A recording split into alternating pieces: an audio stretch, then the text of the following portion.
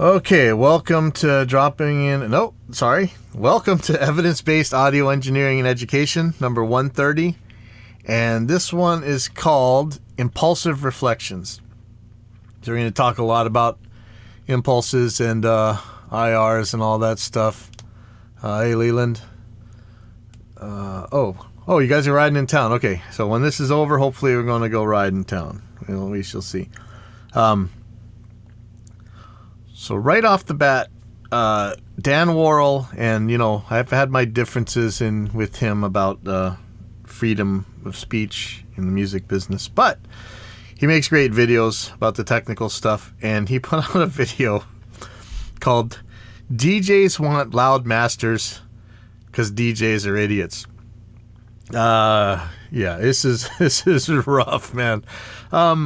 He's got some points here, and we are in a point now because of the EBU R128, the LUF standards and stuff, where maybe we can end the volume wars. And if you weren't familiar with the volume wars, this is a situation where people wanted to have the loudest CD in the rack, like in a jukebox or whatever, because the idea is the louder is better, and you'll stand out more or whatever, or you have to be competitive, a lot of different scare quotes kind of things.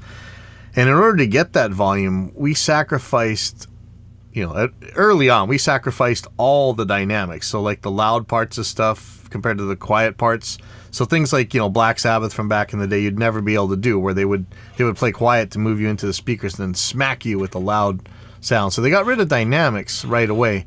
But another thing they had to do was to limit bass and treble, do things tonally to get more volume out. Do things to make things more mono to get more volume out.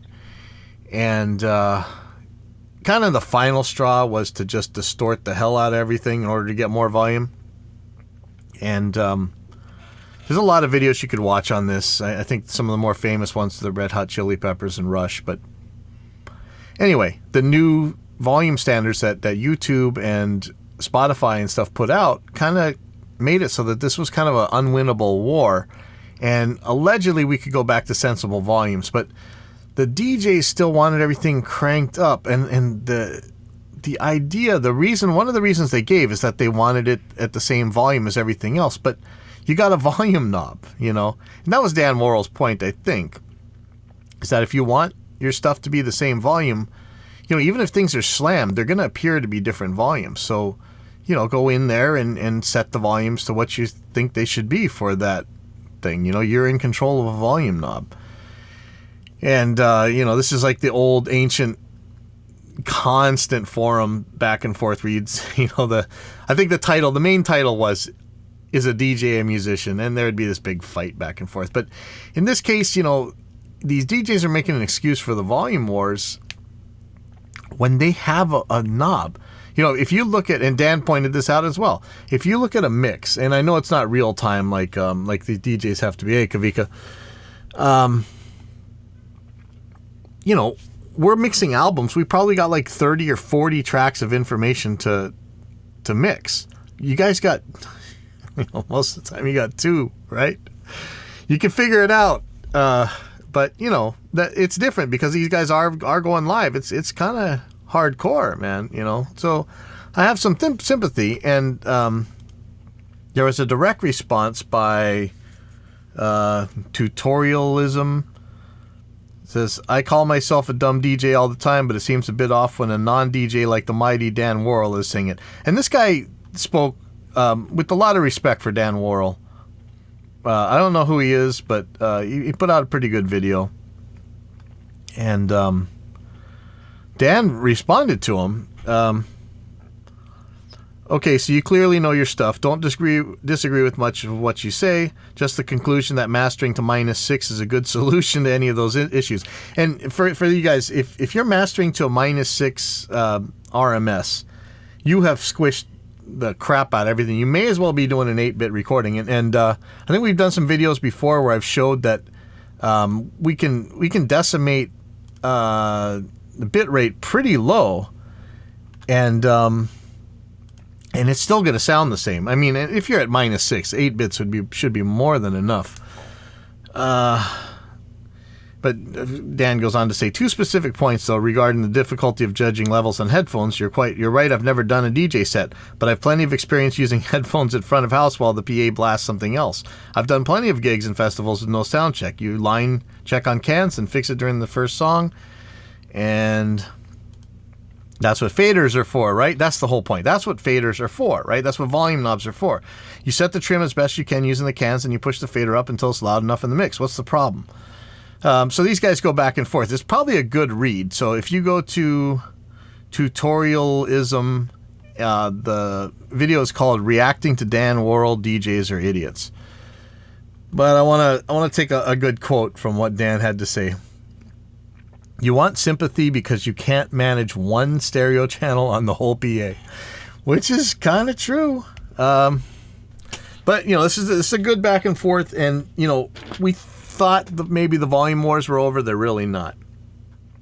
So there's some other reasons why you might keep your stuff ridiculously high and make it sound like crap on purpose. But this is a really good read. These are 2 smart guys. And it's a good back and forth. I would like things not to be mastered to -6, but I can see the fight.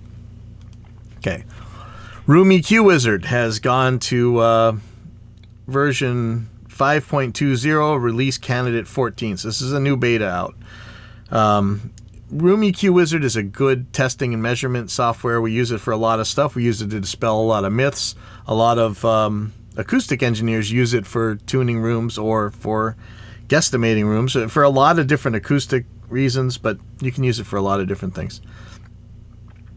He's saying the multi-input capture added a button on the measure dialog to configure the SPL alignment and weighting of multi-input capture measurements. You can do minimum phase gathers. There's a bunch of fixes and stuff, but we're getting to the point where a lot of the complaints I had about Room EQ Wizard are just going away. The paradigm has moved so much. If you are in need of some sort of measurement thing for rooms, or you really just want to learn about this stuff, go check out Room EQ Wizards. Maybe not the newest beta. There might be some issues with it, but not that I know that there are. But go check it out. 3M Dual Lock is kicking my butt, man. I have some of you guys know I'm finally a Helix owner. I tried to stick it to a pedal board with some Velcro. You get the rubber feet problem and whatever. I got that all squared away, and I started using 3M Dual Lock. A lot of people seem to like this stuff a lot, and holy crap, this stuff is strong. But I'm having a lot of trouble squishing the Helix down onto the board with it. In fact, I even have trouble sticking expression pedals down onto the pedal board with it. And I think some people were saying that you have to make sure it's perfectly aligned. Well, that's kind of tricky. I don't know. You guys have tricks with Dual Lock? Because I'm almost ready to go back to Velcro. Like, it is being very hard to stick these things down. Once they're stuck, it's on there great, which actually that might be a problem too. So let me know. I'd love to hear more about how you guys are using Dual Lock. I saw some things where people were saying don't use long chunks of it. Use very small little bits on on the piece that comes up. For instance, the Helix, you would just use small patches of it, and it's way easier to put on that way. If you use the long stuff, it's going to be tricky. And I think I actually bent this pedal board. I think, I'm not positive, but I'm gonna put some I'll put some shims underneath it so I can see if that'll stick it down better. But yeah, I'm having a lot of trouble sticking things together, and I'd love to hear more about how you guys are using Dual Lock. In fact, remember that when you are listening to this, there should be a link in the description if you're on YouTube, Twitch, or Facebook, and you can join the conversation directly. I could pop you in here and you can tell me how you're doing it. Okay, and I'm having a lot of questions about, or problems where people are having trouble using Reaper. From my perspective, the newer themes, it's always been a little bit of a problem, but lately it is just so hard to edit drums. Like, you can't see what's a grid marker, what's a stretch marker. It's hard, man, and it shouldn't be anywhere near this hard to edit drums at this point in Reaper. And you know, some people do it just fine, but for me, I need to see contrasting colors between my grids, my stretch markers, my my waveforms, and I'm using the spectral peaks, which probably makes it even worse. But yeah, we need some help on this thing, I really think.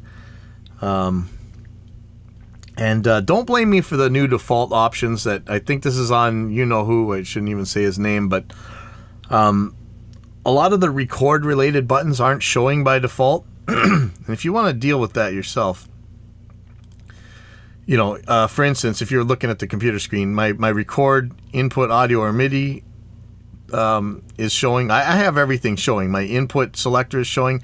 But if you have to, go to Input, Themes, then Theme Adjuster. So to go to Options, Themes, and then Theme Adjuster. And you'll see on the track control panel, for instance, you'll see this if mixer is visible, grid, if track is not selected, if track's not armed, or always hide. And I've turned off, like, I don't have anything showing on here. Especially the record mode and the input. I want those showing all the time. If track's not armed, I actually have them hidden. I also have the monitor button hidden, but otherwise they are showing all the time. If the track's selected, if the track's visible. The only time you're not going to see some of these things, three of these elements, is if the track isn't armed. I have nothing in always hide. Okay, so if you can't get this thing to do what you're supposed to be doing, this is where you got to look. Options, themes, theme adjuster, color controls, and then go in there and just make sure it's showing all the stuff you really need it to show. I mean, it's that'll save you some serious frustration. Not my fault. I can't do anything about it. All right, and last night, you know, people bring amplifiers that don't have speaker emulators all the time, when we've been playing shows out in front of here on Friday nights.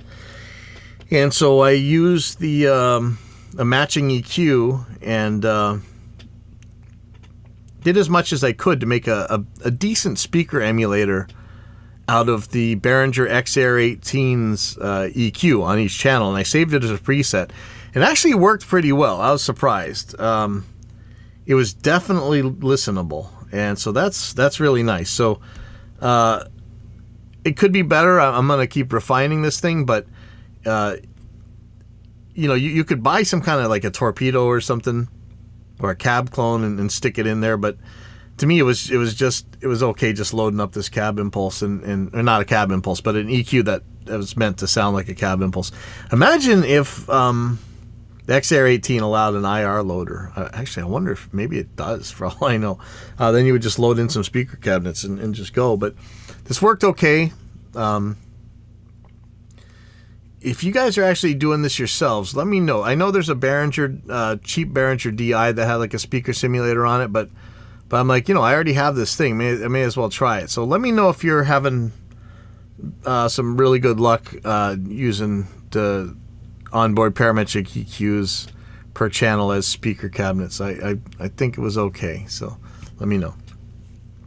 And because this one is called Impulsive Reflections, we're going to be talking about IRs, and I just want to tell you, give you a little bit of my history and how to completely blow it in business. If you look nowadays, impulse responses and all that stuff, that's a huge business. That's an actual like genre of products out there. These impulse players, impulse responses, the cab libraries, all this stuff, the reverbs and everything. And way back in the day, as far as I know, and you guys can go check this out, there was me as Pipeline Audio and Beam Sonic. Actually, my name back then was AES 2496. So if you guys are old IRC guys, you'll know that handle, AES 2496. and I had released the, as far as I know, the very first guitar cabinet Impulses. I did a lot of hardware reverbs and a lot of actual, what was meant to be dynamic convolution. I did tape recorders, compressors. I did them at multi-gain stages, mic preamps, you name it, I had. But, I never thought anybody would actually be interested in this stuff, so I never marketed any of it, really. These were just free things that I was giving out, and people would trade them all over IRCs and the torrents and Napster or whatever back then. Peer-to-peer or file sharing. And then now I look,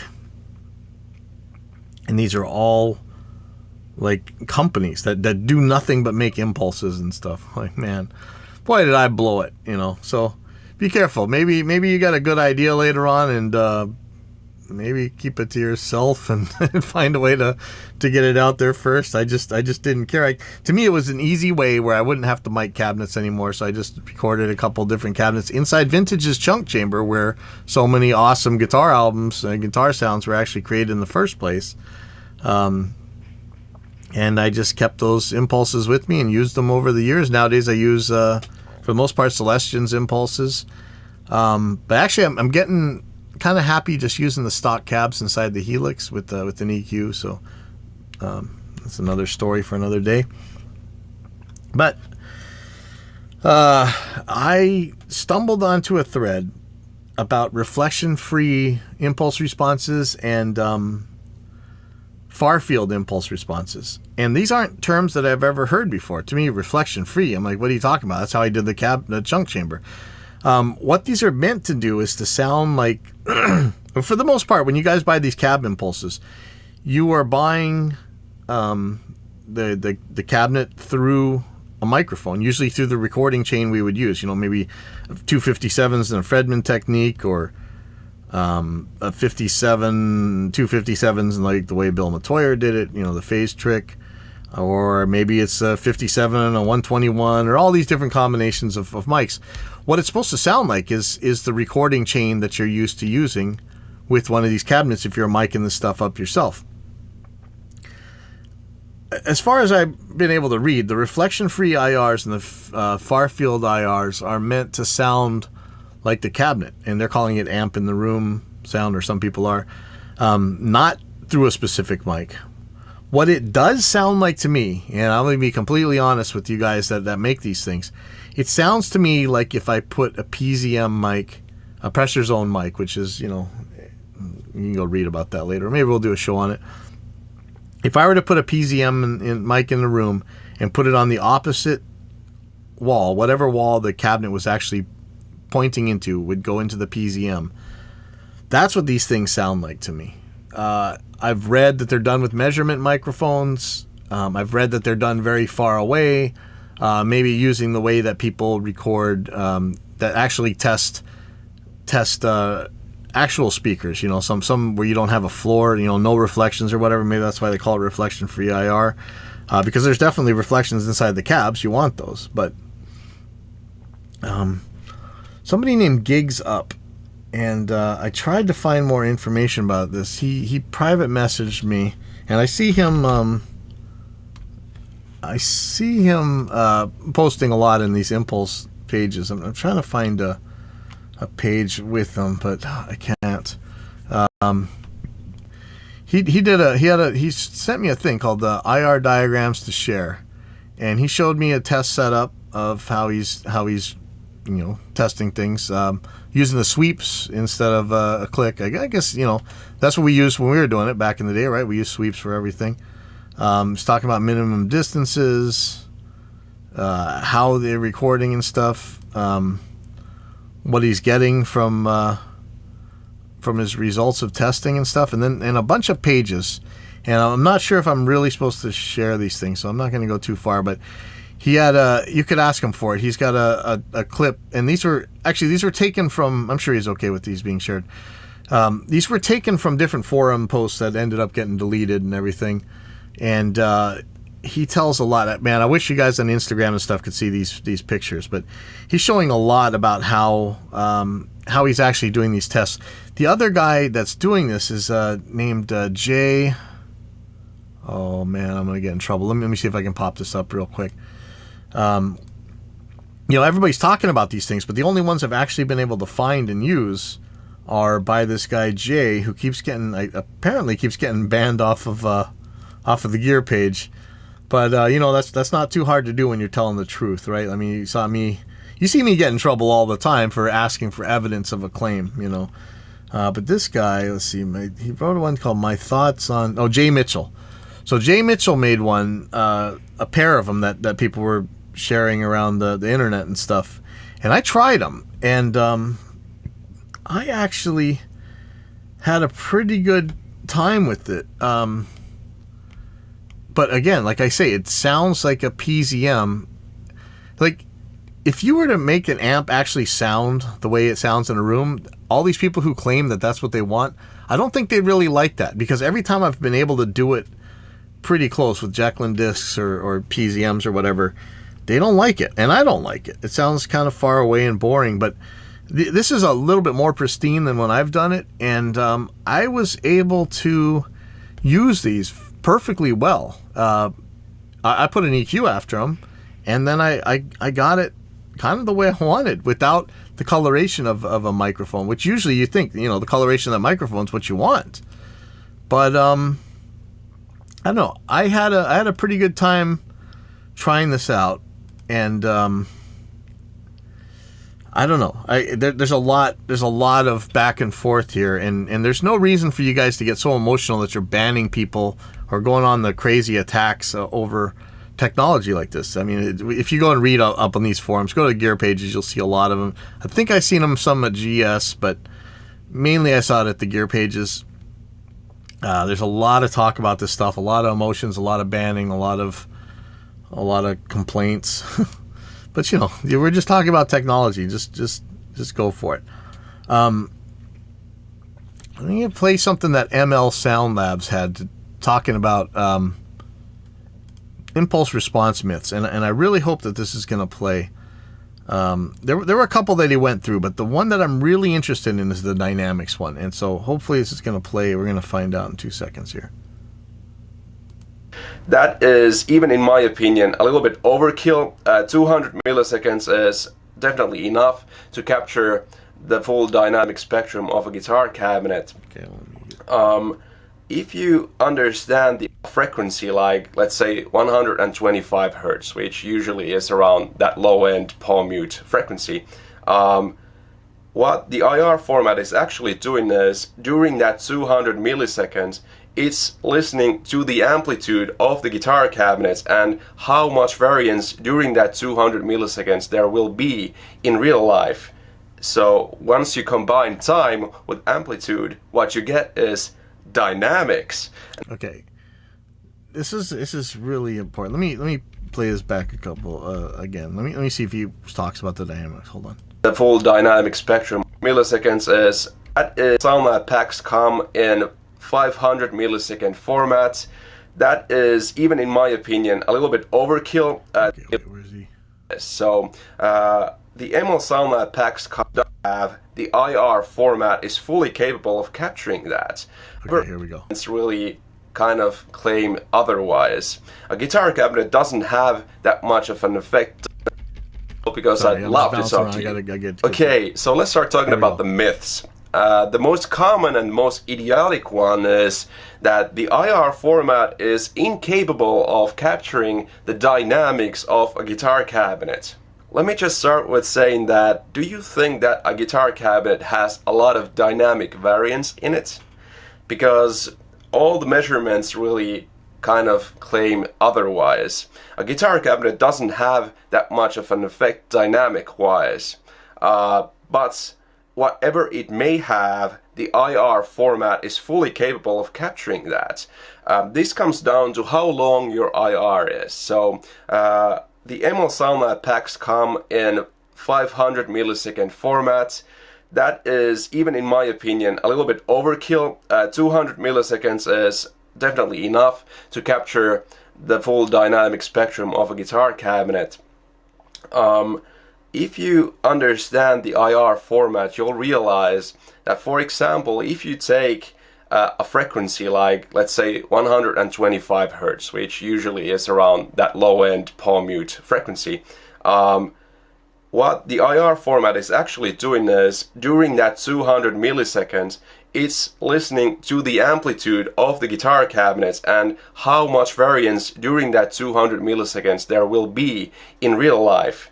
So once you combine time with amplitude, what you get is dynamics, and that's exactly what the IR format does. So yeah.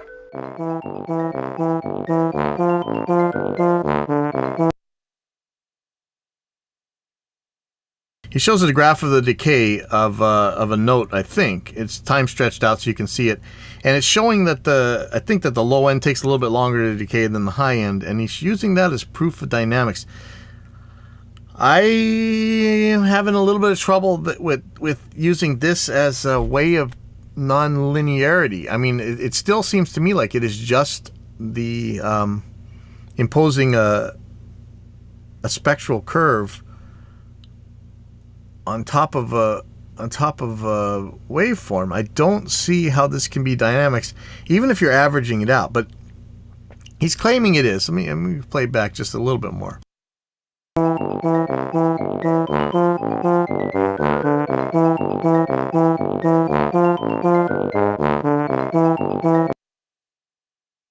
He's saying lower frequencies sustain longer. That means its sustain is nonlinear. But a reverb, a static reverb, the lows could sustain longer. You could have the decay time difference. So I'm really not sure. I don't know about this claim. But let me put it this way. Maybe that's dynamic, maybe it's not. But hey, Reflection Point Pod.